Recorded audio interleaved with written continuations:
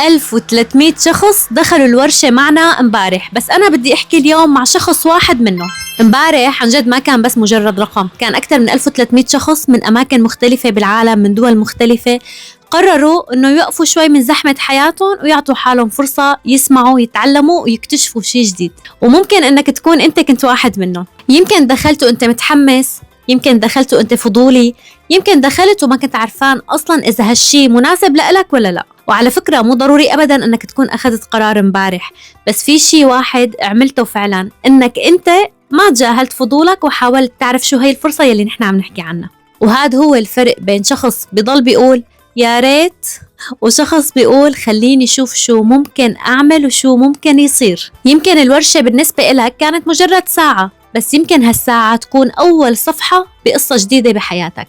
فإذا أنت كنت واحد من هدول 1300 اللي كانوا معنا امبارح، لا تقلل من قيمة الخطوة اللي أنت أخذتها. أنت ما كنت بس عم تحضر ورشة، أنت كنت عم تعطي نفسك فرصة تشوف خيارات جديدة بالحياة. والخطوة الجاية مو لازم تكون كبيرة، انت بس تتعلم واسأل واستكشف وخود وقتك بالتفكير. بس اهم شي تعمله انك ما ترجع لنفس المكان قبل ما تعرف شو كان مستنيك بالطريق الجديد.